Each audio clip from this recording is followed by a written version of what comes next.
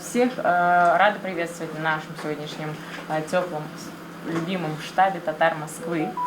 Каждое воскресенье мы проводим встречи для студентов, вы знаете, наверное, да, очень много желающих, кто любит наши стены, татары, башкиры Москвы, студенты и не только. Мы проводим очень много разных встреч. Вот, например, вчера у нас было 25-летие Московской областной региональной автономии.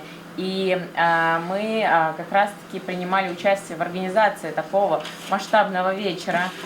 Московская областная автономия также проводит очень много мероприятий для татар в Подмосковье. Вот. И такие организации мы всегда поддерживаем. И вас тоже просим, чтобы вы также были активны, принимали участие в наших организациях и не только. Для этого мы здесь собираемся, для того, чтобы вы друг другу помогали. Те, кто учится, например, подтягивали друг друга, да, в институтах, те, кто новые проекты, новые пары создавались. Вот вчера, например, у нас был никах нашего активиста Ильдара Асии. Они тоже вот как раз познакомились на Сабантуе и уже прочитали никах. В этом году у нас летом уже прогремело 4 свадьбы, Рустам Фаизович. Это уже достижение. Давайте вот порадуемся за наших молодоженов. Также у нас непосредственно с нашего студенческого клуба есть пары. Вот они тоже летом прочитали никак, тоже вместе уже живут. То есть работа ведется. Харвакат без бикуб. Это все для вас, конечно же, для того, чтобы вы объединялись в разные проекты. Вот. И эти встречи мы хотим, чтобы они были максимально информативными и полезными для вас.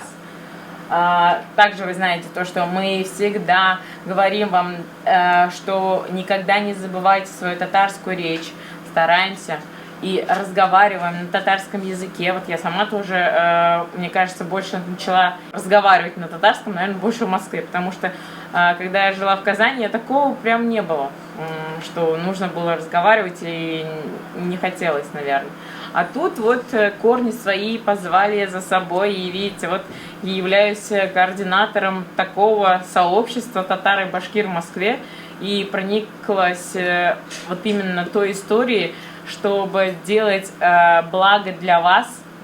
И также хочу, чтобы вы тоже отдавались. Вчера, вот как я говорю, кишая безнен бу юбилейда, мы со своей стороны позвали и попросили вас нам помочь.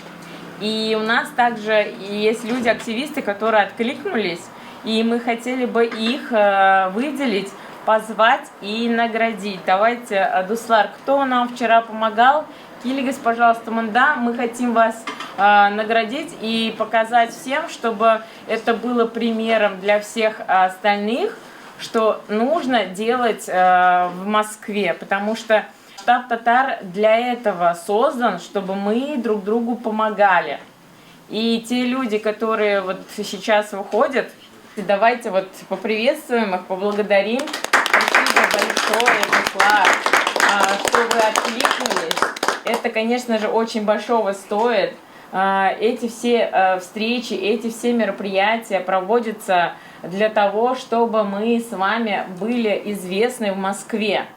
То есть это же, вот все говорят, вот татары. Самое интересное, что связывает с татарами, да? Сейчас вот очень, наверное, самое нашумевшее событие, которое сейчас происходило, это БРИКС. Это опять-таки где проходит? В Казани.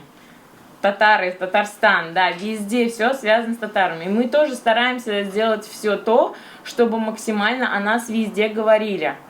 Мы максимально, это вся наша цель, наша деятельность направлена на то, чтобы о татарах, о башкирах говорили везде и громко.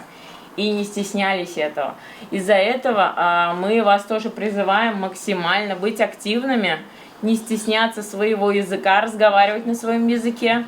Также помогать друг другу, везде продвигать татар. Вот вчера Ринат Фахриддинов выиграл бой UFC. Слышали, наверное, да? Тоже горды же за это. Каждый день какие-то мероприятия, мы об этом везде освещаем. Если у вас есть какие-то медали или есть какие-то похвальные грамоты, обязательно присылайте, мы об этом тоже будем делиться, потому что мы как раз-таки за то, чтобы о нас везде все слышали, о нас всегда все говорили. Вот, и также Бигзу Рахмат Сизге за то, что откликнулись, потому что это на самом деле очень большого стоит, что вы помогаете нам, помогаете татарам вот так ярко светить и быть признанными. И вот Рустам Фаидович подготовил вам подарочки. Сказал Рустам Фаидович дома открыть, да, каждому подарок обязательно. Это мы призываем вас обязательно к активности. Пожалуйста, будьте активны. И обязательно откликайтесь. Это мало того, что мы можем вас наградить. Конечно, вы, наверное, думаете, ну что там в пакетиках, ничего такого. Но в любом случае вы были причастны к вчерашнему юбилею. Ильмир, расскажи, вот как ты вчера провела этот вечер? Как тебе понравилось? Все шикарно, очень довольна. Я до конца провела мероприятие. От начала до конца, да. Очень довольна, знакомство, впечатления. Все, почаще так собираться. Мы очень рады, то, что вот вам нравится также принимать участие. Таван Бигзу Рахмат Сизге. Спасибо. Знаете, я почти 30 лет работаю врачом, я знаю, что здесь коллеги мои тоже есть педиатры. Вот смотрите, когда-то я начинала работать с хирургией новорожденных. Это был 98 год, вообще я с 96 года работаю врачом. Многие из вас тогда еще даже не родились. И поскольку я никогда не видела здоровых детей, у меня всегда была, вот знаете, вот как можно сделать так, чтобы все дети были здоровы. Потому что когда я была маленькая, у меня умерла сестра 11-летняя. И вот я мечтала стать врачом, педиатром, лечить детей, чтобы они никогда не умирали. И вот когда начала работать в хирургии новорожденных, вот как уже Мария сказала, это, наверное, миссия, у каждого человека своя миссия, да, вот с миссией рождается любой человек, и любой из вас тоже пришел сюда, в этот мир с какой-то миссией. Сначала думала, что можно до 3 лет предупредить инвалидность, потом думала, что до года можно. А потом, когда я уже очень много над этой темой начала думать, да, когда уже вот полностью вникла, съездила там в Институт раннего вмешательства в Санкт-Петербург, поняла, что помочь можно ребенку не стать инвалидом, чтобы он был здоровым, да. 30% детей можно вообще сделать просто здоровыми, они вообще не станут инвалидами. Если им помочь в золотой промежуток, это первые 200 дней жизни. Это называется сенситивные периоды. Вот ребенок родился, а у нас как ситуация? У нас сначала ждут, когда ребенок станет инвалидом в год, да, в год-два, ну вот по телевизору все смотрите, да, а потом начинают там смс-ками, собирают деньги, отправляют в какие-то реабилитационные центры и начинают лечить этого ребенка. А время все ушло. Надо было помочь, можно было помочь до первые 200 дней жизни. Ну, у нас еще русская авось, да, вот со всеми может случиться, только не с моим ребенком. У меня все будет хорошо. Ну, подумаешь, отстает, ну, голову не ешь, ну, не переворачивается, ну и ладно. Вот, но так быть не должно. И поэтому я в 2016 году, через 20 лет работы в госучреждении, создала центр реабилитации, создала благотворительный фонд. И, в принципе, вот, когда я уже как проект фонда стал этот центр реабилитации, это был 2019 год, это первый проект в России, когда благотворительный фонд имеет лицензию на медицинскую деятельность. Благотворительный фонд имеет лицензию на реабилитацию.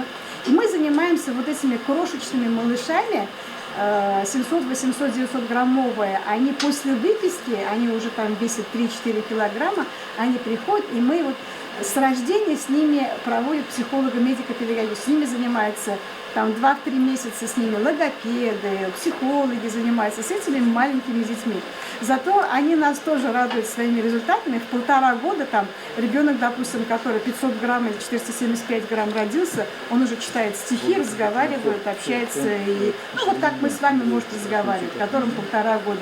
Хотя вот сейчас мы смотрим, да, в садик зайдешь в любой, там 3-летние дети, и речи нету, и в памперсах ходят, и на горшок не просятся, и кушать не умеют. Ну, много сейчас детей отстают в развитии. Поэтому сейчас у меня уже другой проект уже родился, мы уже франшизу упаковали. Я надеюсь, что мы, заботливые родители, тоже запустим. Я думаю, что многие из вас могут даже воспользоваться услугами вот этих центров абилитации «Заботливые родители». Я очень на это надеюсь. А что самое главное, знаете что? Вот я когда писала раньше письма там Путину, Мишустину, там Медведеву и Скворцову и всем остальным, да, вот начиная с 2016 года, мне всегда говорили, абилитации детям, не инвалидам не показывают, Российской Федерации не показывают. Эти письма все есть, я их все отмечаю. А в прошлом году на Питерском международном экономическом форуме мы стали победителями конкурса там, «Женщины за здоровое общество». И Валентина Ивановна Матвиенко и Михаил Альбертович Мурашко, министр здравоохранения, да, они вручали мне диплом победителя на Питерском международном экономическом форуме. Ну, вы примерно представляете, что это такое, да, вот в Питере. А в этом году мы уже 7 марта уже еще раз презентовали свой проект в Министерстве здравоохранения Республики, России, министру. Он сидел, слушал, и вот эти все проекты, там 8-10 проектов, по-моему, было, все проекты рекомендовали для внедрения в регионах России. Теперь вот это вот именно абилитация, наша модель, рекомендована Минздравом России для внедрения в регионах нашей любимой Родины. Мечтайте, выполняйте свою миссию, думайте, потому что вот когда молодые, это как-то вот не так, да, а вот когда уже вот видишь, ну, там, через 20-30 лет, да, думаешь, блин, я же мечтала, я же хотела, я же смогла, значит, другие тоже смогут. Поэтому, если вдруг какие-то вопросы будут, я в клубе Гиппократ есть. Вообще, вот, я очень люблю штаб «Татар», потому что мы уже давно общаемся, давно дружим. Руслан Фаизович, конечно, огромное спасибо за то, что он столько времени собирает студентов, молодых, и вообще объединяет татар, башкир. Я не знаю, откуда он берет столько энергии и сил. Видимо, это его миссия — сохранить именно татар и башкир. Поэтому низкий поклон, Руслан Фаизович, вам за это. И желаем здоровья и дальше, чтобы вы процветали. Что касается благотворительности, мы этому придаем огромное значение. Мы много благотворительных проектов. У нас 7 подшефных детских домов, да? Уже 20 лет. Значит, вот фонд Вавилова мы там помогаем, кому бывает. Вот эти детские дома, значит, мечети мы проводим, вот в прошлом году 15 ифтаров у нас было, вот многие присутствовали. Что касается волонтеров, да, ну вы принимаете участие, вот пошли волонтеры туда на мероприятие, они там со всеми перезнакомились, так ведь? Да. Столько у вас знакомых с этого вот разных совершенно знакомых, это же интересно, быть волонтером. Это расширение круга знакомых ваших, это во-первых. Во-вторых, нам спонсоры присылают подарки, это не я их, нам присылают, вот мы их раздаем. Кто считается татарином, кто мне ответит? Он может не знать татарского языка, да, он может не знать, он может быть не мусульманин, но если он считает себя татарин, то значит он татарин. Вот. Татарин это ведь, а по-нашему, значит, татарин это не внешнее, а татарин своим поведением, своими поступками, значит, должен отличаться, раз он татарин. Поэтому вот к этому тоже прислушайтесь, обратите внимание.